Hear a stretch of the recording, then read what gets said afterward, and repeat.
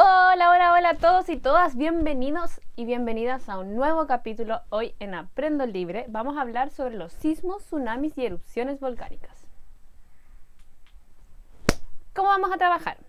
Antes de comenzar, siempre es importante que usted vea su lugar de trabajo, que no haya nada que lo vaya a distraer, ningún elemento que sea perjudicial para este proceso de aprendizaje.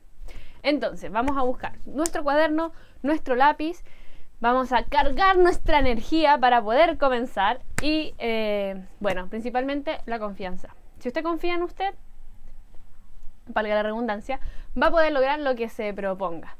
¿Qué más vamos a cargar dentro del cuerpo? La curiosidad y el cuestionamiento, ¿sí? Es muy importante cuestionarnos todo lo que nos rodea para plantearnos preguntas, pero lo importante es de plantearse estas preguntas poder responderlas, ¿sí? No quedarnos con estas dudas dando vuelta.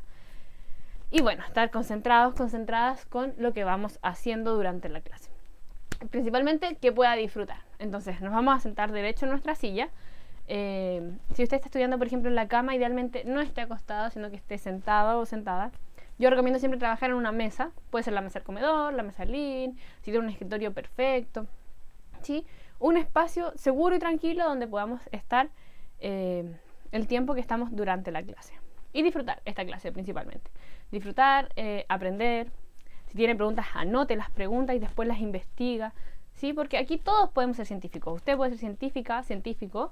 Y bueno, entonces vamos a comenzar. ¿Están listos? ¿Están listas? Espero que sí. Recuerden que estamos en la unidad número 2 de Ciencias Naturales, en la cual hemos ido hablando sobre los fenómenos naturales que hay en nuestro país, ¿sí? Principalmente fenómenos sísmicos. Entonces, en la clase anterior hablamos sobre las placas tectónicas y cómo cómo el movimiento de estas placas desarrolla este movimiento de tsunamis y sismos, ¿sí? Entonces, hoy día vamos a seguir hablando de esto mismo, pero vamos a incluir lo que son las erupciones volcánicas. Entonces, lo primero que vamos a hacer es describir lo que vamos a hacer en esta clase es describir la formación de sismos, tsunamis y erupciones volcánicas.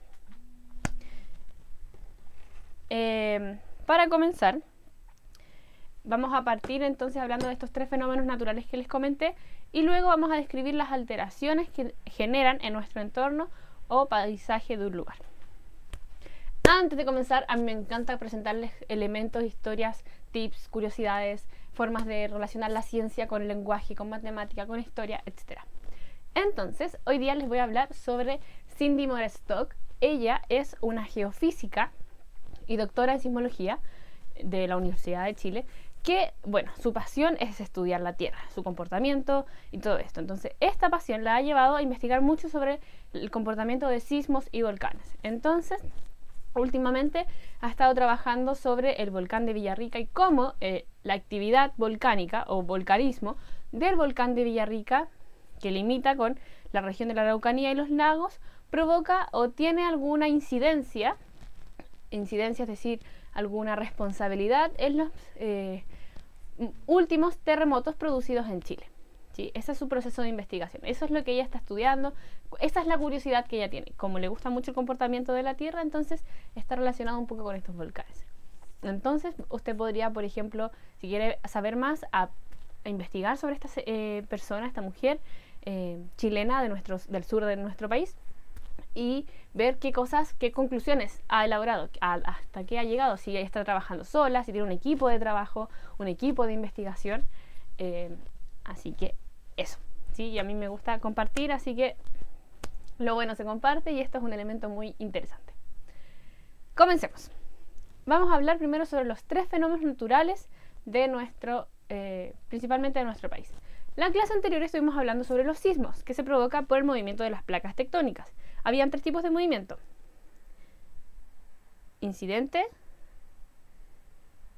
convergente, transformante, ¿cierto? Entonces, solamente eso fue como un elemento de recordar los tipos de movimientos que tienen nuestras placas tectónicas. El sismo es un movimiento, vibración, que ocurre en la corteza terrestre, principalmente en la parte de la litosfera, y se origina principalmente por los límites convergentes de las placas tectónicas. Placas tectónicas que conocemos como la placa Nazca, ubicada en la zona del Océano Pacífico, y la placa sudamericana, ubicada en la zona más continental de Latinoamérica. Entonces, este sismo tiene tres elementos: el epicentro, el hipocentro y las ondas sísmicas. El hipocentro es el lugar exacto donde ocurre el movimiento de las placas. El epicentro es el lugar de la superficie terrestre donde ocurre este mismo movimiento. Sí, es el punto exacto de la superficie, es decir, de nuestro suelo, donde estamos ahora, donde ocurre este movimiento, y las ondas sísmicas son la porción de la que se expande este movimiento de la corteza terrestre, ¿sí? Este sismo, este movimiento de las placas tectónicas. Entonces, habíamos comentado que en esta clase vamos a ver cómo se miden los sismos. Entonces, el sismo se mide en dos escalas: la escala Richter y la escala Mercalli. La escala Richter lo que hace es medir la energía que libera el sismo, es decir, qué intensidad tuvo. Y la escala Mercalli es la cantidad de daños que produce este sismo. Entonces, por ejemplo, la escala Richter es la magnitud con la que se mide el movimiento, es decir, fue un sismo grado 5.5, por lo tanto ocasionó daños ligeros en edificios construidos y algunas estructuras a un radio de 10 kilómetros de distancia, es decir, 10 kilómetros hacia el norte, hacia el sur, hacia el este, hacia el oeste. Bueno, en esta escala está de verde a naranjo, porque el verde es la menor intensidad que ha tenido. Por ejemplo, un movimiento de 3,5 no se suele sentir tanto, ¿sí? Por ejemplo, en el norte suelen haber sismos de grado 3, en la zona de, por ejemplo, Iquique, Antofagasta, en las mineras como zonas como de trabajo minero como Pozo Almonte. Ahí está temblando constantemente. Pero los habitantes de ese lugar no lo sienten porque, primero, ya están acostumbrados a estos movimientos, y segundo, son muy ligeros, ¿sí? Desde 3,5 en adelante se empiezan a sentir. Entonces aquí se siente el movimiento. No causa daños menores, sino que solamente se siente como, está temblando. Y bueno, de 5 en adelante ya hablamos de daños. En grado 6, en la magnitud 6 o grado 6, puede ocasionar daños severos en áreas donde vive la gente. Tenemos terremotos ya, vamos a hablar de terremotos como sismos de grado 7, 8, 9, hasta 10 incluso. No hemos conocido ningún sismo hasta el momento que sea en magnitud de 10, pero ya desde grado 6 en adelante puede provocar algunos daños dependiendo de la infraestructura de la cual estemos hablando. Por ejemplo, un sismo de grado 6 en México ocasiona más daños que un sismo grado 6 en Chile, porque la infraestructura de nuestro país, la mayoría está construida pensándolo como un país sísmico, pensando que puede ocurrir estos sismos grandes de magnitud, y se busca como construir infraestructuras que soporten estos movimientos. Entonces, aparte de la escala Mercalli, tenemos, la escala Richter, tenemos la escala Mercalli. La escala Mercalli lo que busca es medir la intensidad de este sismo y los daños que ha provocado. También está establecida en verde, en amarillo y en rojo. Entonces, la parte verde lo que hace es que se distinguen distintos elementos, hay dónde ocurrió, si ocurrió como algún daño o no. La verdad es que no hay muchos daños en esa como nivel, en esa intensidad. Luego tenemos la escala, la parte mediana, donde ya empieza a haber algún daño provocado, sobre todo a las personas, etcétera. Y ya la escala en intensidad roja es que son daños probablemente muy graves, pérdida de casas, sea como hay grietas en el pavimento, etcétera. Y va a depender también si este sismo está cercano a la costa o no. Vamos a hablar un poco de algunos sismos que han habido en Chile. Históricamente, vamos a hablar de 4, los principales últimos. El de Chillán en el año 1939 alcanzó una intensidad de 7,8, es decir, fue una magnitud Richter bastante elevada, y causó daños graves, es decir, estaba en en la escala en nivel rojo de la escala Mercalli, y dañó no solamente la zona de Chillán, sino que también zonas cercanas, localidades cercanas a Chillán. Luego tenemos el terremoto de Valdivia del año 1960, que alcanzó una intensidad de 9,6 en escala Richter. Es decir, ha sido uno de los terremotos más graves, más fuertes, más intensos que ha sentido nuestro país. Pregúntenle a sus abuelos qué estaban haciendo el día del terremoto en Valdivia. Por ejemplo, si se acuerdan de ese día. Si estaban ahí, si estaban más al norte, más al sur, porque seguramente se sintió no solamente en Valdivia, sino que en varias regiones del país. Y es el mayor registrado también en el mundo, ¿sí? Por el nivel de la escala Richter que alcanzó.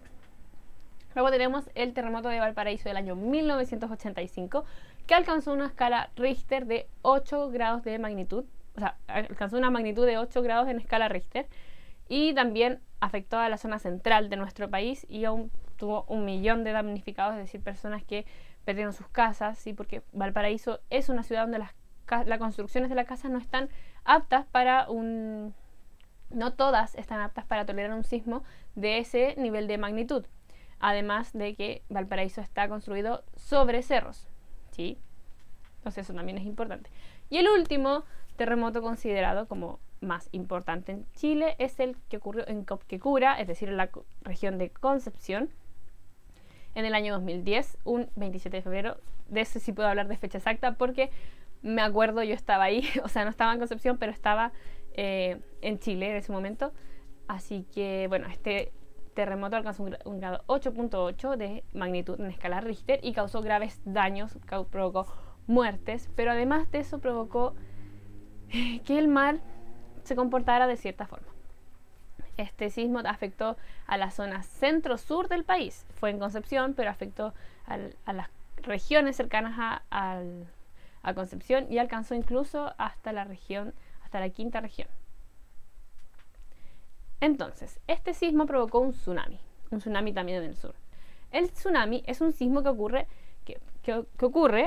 pero que su epicentro se encuentra en el fondo marino. Entonces, no solamente se mueve la superficie del fondo marino, sino que también, o la corteza oceánica, sino que también provoca que haya un movimiento de las olas. Cuando un tsunami tiene una gran magnitud, llega a las costas e inunda todo y arrasa con todo y devasta todo a su alrededor, porque el agua no va a decir como, ay, es el lugar donde los pescadores guardan su elemento de trabajo, no voy a pasar por aquí. No, el tsunami va y arrasa con todo porque el agua viene con una fuerza y una velocidad bastante intensa, entonces no hay cómo detenerlo más que simplemente no estar ahí, evitar estar ahí. Entonces, dentro de estos tsunamis, bueno, y finalmente también este movimiento de las placas tectónicas también hace que haya una subducción, es decir, un agujero, una grieta en este suelo por el cual se forman los volcanes y sale la lava. Entonces un volcán es una abertura de la superficie terrestre en la cual hay una liberación de material del interior de nuestro planeta Tierra como magma, tierras, rocas y cenizas que se transforman posteriormente. El volcán también tiene partes, ¿sí? Así como el sismo tiene 3 elementos importantes, el volcán vamos a hablar de los 4 más importantes. Vamos a hablar de la cámara magmática, que es la zona donde se encuentra el magma, es decir, la parte del manto que une el manto con la corteza terrestre. Y en ella se encuentra la lava, ¿sí? El magma, la roca fundida, etc. Luego de la cámara magmática vamos a subir por lo que se llama chimenea. La chimenea es el conducto por donde sale el magma. Sigue subiendo, vamos a llegar a un cono volcánico. El cono volcánico es ya el tubo por donde este como cerrito, montaña que vemos, ¿sí? Que en él se origina la acumulación y endurecimiento de los elementos del magma, y es donde se acumula y sale por el cráter. El cráter es la abertura o orificio por donde se elimina todo lo que, se libera todo lo que es el magma y funciona como una chimenea en un principio, pero luego se expulsan los gases también con una fuerza bastante grande y sale todo al exterior. Tampoco mide si hay alguna localidad cerca, no, solo se libera. También hay partes como el cono secundario, que son como pequeñas grietas que se forman en el volcán, etc. Y la erupción es el proceso, es la acción en la cual se libera esta magma o erupción. Entonces, la verdad, yo aquí no tengo vinagre, no tengo ni vinagre ni bicarbonato para demostrarles cómo es la acción de un volcán, pero usted en la casa puede buscar, por ejemplo, en internet o en un libro de ciencias si es que tiene, el experimento del volcán, ¿sí? El experimento de la erupción del volcán. Puede armarlo incluso con greda o ponerlo en un vaso. Lo dejo a su criterio y a su gusto. Algunos de los volcanes que tenemos en Chile más importantes son el volcán Chaitén, que hizo erupción hace algunos años atrás, el volcán Villarrica, el volcán de Osorno, y esta es la visión, por ejemplo, que tenemos desde arriba. Porque si comparamos, de forma lateral podemos ver que el volcán es como un cerrito, es una montaña que la mayoría cuenta con nieve porque está en la zona, la mayoría de ellos están ubicados en zonas cordilleranas, ¿sí?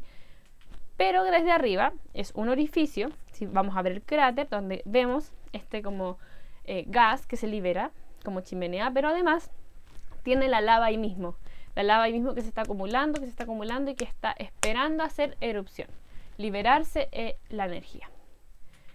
Entonces, vamos a ver ahora algunas acciones del entorno.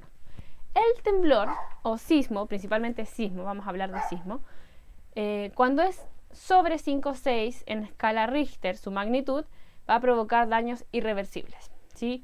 Daños que van a alterar las casas, las viviendas, incluso puede generar muertes debido a este mismo proceso en el que se destruyen las viviendas y pueden quedar gente atrapada, etc.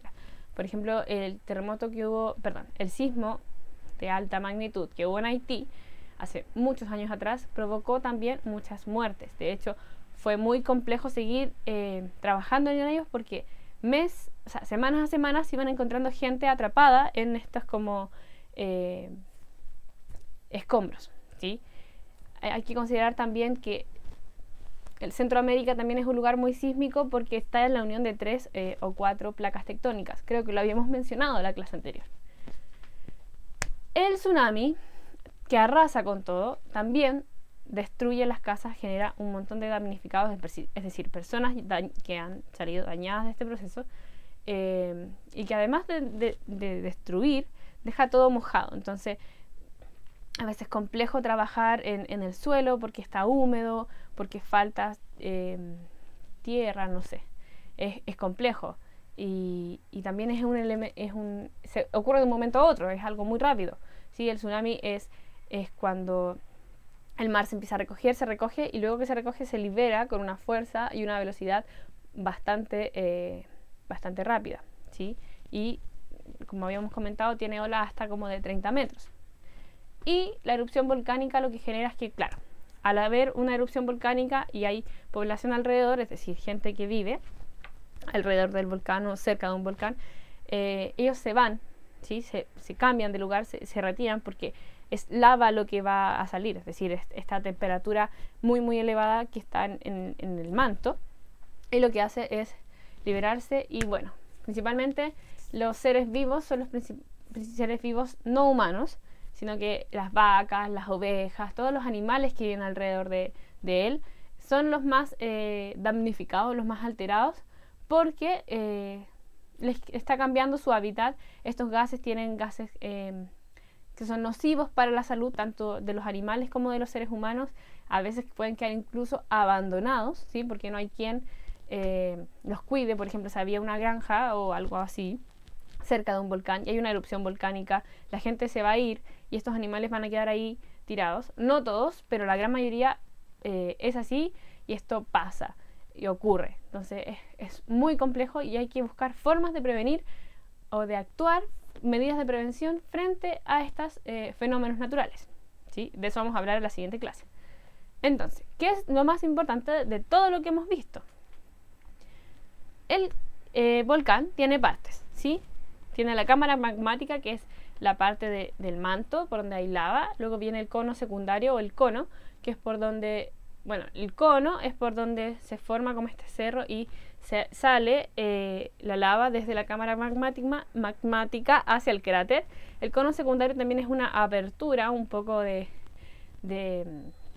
este cono, como una desviación. Y luego tenemos el cráter, que es por donde sale y se expulsa la lava y el magma del volcán.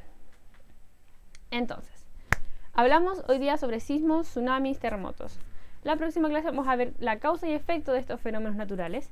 Y también quiero mencionarles que hay más de un fenómeno natural. O sea, tenemos estos tres, pero hay más fenómenos naturales. Tenemos las tormentas eléctricas, los tornados, pero que la geografía de nuestro país es maravillosa y que nos protege porque no estamos tan expuestos a esos elementos, porque la cordillera genera un proceso de protección de estos como flujos de aires fríos y calientes. Por lo tanto no hay tornados en Chile, o hasta el momento no hemos tenido.